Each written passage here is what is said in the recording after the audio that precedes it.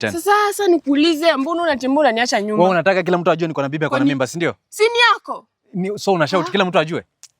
Msinisumbue. Utatema mate hivi kutembea na mimi. Hebu tembelee huko nyuma. Mtu asijue tuko na wewe. We. Simama hapo. Ulikuwa unaweka ulikuwa unajua aje. Ngoja mbona unataka watu wajue uko na mimi. Mawe si ni wewe, si niki tuko ndani yangu inanifanya nasikia kula mawe. Hebu tembelee huko. Unafikiria kama ungeweka Unafikiria kama ungenieka kitu sasa ningekuwa niko wapi? Sikia.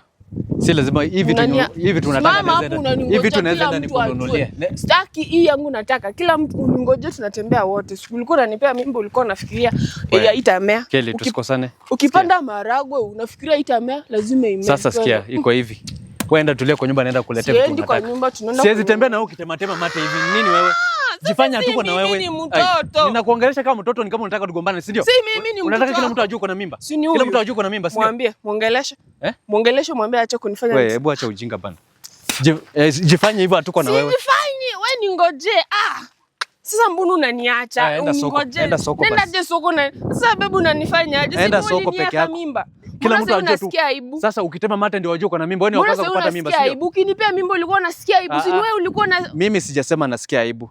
Sitaki kila mtu aone unatematema mate unatembea na mimi. Kutema mate si ni kawaida. Wewe una design na angalia na kaa aje. Wewe unatematema mate.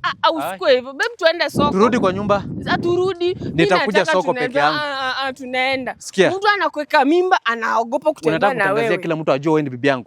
Mambo ya relationship ni vitu za kuficha. Unataka kila mtu ajue kwa dunia sawa ni bibi yangu ndio? Wakuroge, si ndio? Wakuroge? Si abiria anachunganga mzigo wake. Sasa twende nikuchungie kwa nyumba. Twende nikuchungie kwa. Hapana, babe tuko tunaenda soko. Twende soko yawa. Ukijisikia utanifuata kwa nyumba, ukimaliza hizo cravings za soko unifuate. Yaani mtu anakupatia mimba, anaogopa kutembea na wewe. Tangu lini mtu akanunua ng'ombe akaogopa kutembea nayo? Twende soko.